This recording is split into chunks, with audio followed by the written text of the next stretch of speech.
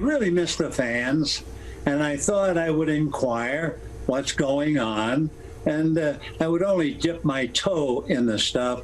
I'm not going to be controversial in any way, shape, or form, but if something happens like Sandy Koufax's perfect game, I'll do something about that. But there's a little story in the game itself that I don't believe has ever been told, but nothing controversial. And if somebody wants to write back, I'd love to read it or hear it and see what I can do with it.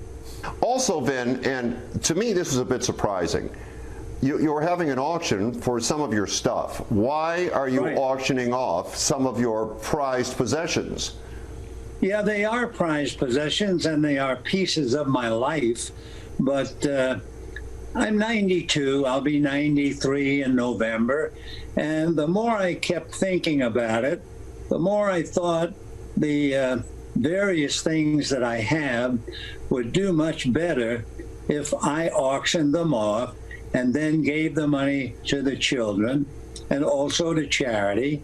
And that way I would see their joy, enjoy their joy, rather than do it from the grave. So I guess that was kind of selfish, but I'm glad it's on now, and it'll be over soon. Well, you mentioned you're 92, you're going to be 93. Let's not end things well before they need to be ended, given what you said. How do you feel physically?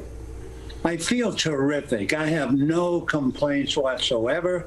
I do use a walker at home, had a bad fall, and I did what I've told ball players forever. I hate to see the head first slide. And sure enough, I collapsed in my driveway for no apparent reason, but I really banged up and fractured some ribs and that kind of stuff. But I'm okay, I'm fine. Do you miss doing the games? Do you miss being at the ballpark? No. In all honesty, no. I wondered if I would.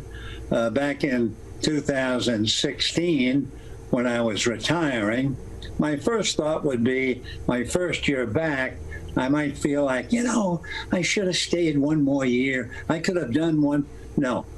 When I hung it up, I knew in my heart, I'm done. I have said everything I possibly could have said. I saw a great deal, met 1 million people, but I was done. I'll tell you, from the perspective of people that live in Los Angeles, you could never, ever, and can never, ever say enough. Are you following the Dodgers, Vin? Oh, sure. I follow them. I don't follow them as closely as I would, not having to come up with a report the next day. But yeah, I'm aware that they're the best team in the West by far. I'm aware that their bullpen is really their strength. Yeah, I follow them, and like everybody else, I'm looking forward to seeing them in the playoffs. All right, before I let you go, because I've had your granddaughter over to our house because she has been friends with our sons. Just talk about your family, your grandchildren, and what they mean to you. Well, they mean everything to me. There's 5 children, and there's 16 grandchildren, and there's 3 great-grandchildren. So what I'm trying to do with the trophies and all of the others is get the money that I can get, give some to charity, and then give it to the children and help them educate all those 16 grandchildren. You know, a parochial school education and grammar school is expensive, and then it just gets tougher. So I'd like to lessen the load, I guess, for the kids, and that would make me feel very happy. You know, from the very beginning, you've made all of us feel very happy in Los Angeles. It's great talking to you, and thank you for taking a couple of minutes. Oh, Fred, I'm delighted anytime. Nice of you to drop by.